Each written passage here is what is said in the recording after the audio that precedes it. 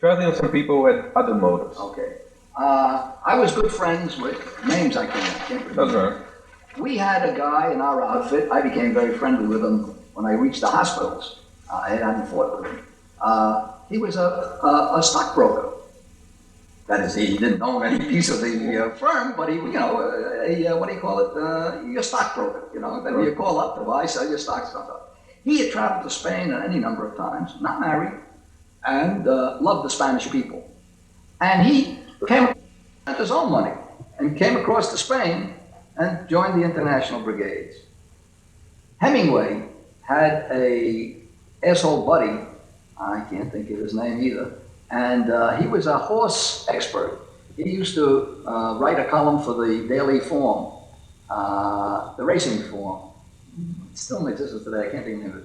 Very knowledgeable about breeds and so on and so forth. But he was a personal friend of Hemingway.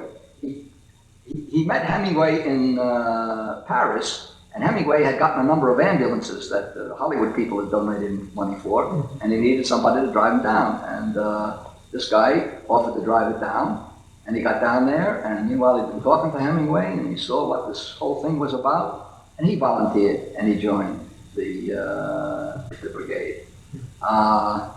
We had about somewhere between 100 and 120 black Americans that fought with us.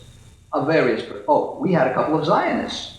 There was a guy here that got blinded in Spain, and we helped support him for a long time. He ran a little newspaper right down here on near the Prince Street station of the Spring Street station of the IRT here. I think he's still alive.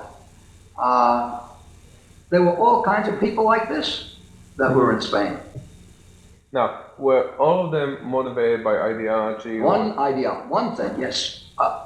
Strong anti-fascist. Strong. No question about it. And hated anti-fascists. After all, they were offering to give up their lives. Now, you ask other motivations. Being brought up in that period, 34, 36, who in this world would think that I would ever travel to Europe, see Europe? Who knew? The most I'd ever been was maybe 40 miles outside of New York City. Travel. That played a role. I had been in the YCL for 2 years by this time. I had spent all kinds of hours. I'd gotten up early in the morning to give out leaflets to try to organize a bakery in Long Island City. I told you what I was doing in that Siemens strike at night. There was one time my boss fired me. He caught me. I took the truck out, and I was delivering some of the donuts and stuff from the scene, and he fired me. So the union organizer said, "Lay low, we'll get it fixed." And he did eventually. He took me back. But while I was out, the union would get calls from other unions that had needed people to picket on strikes and so on. So I was sent out to help. They were organizing Woolworths at the time.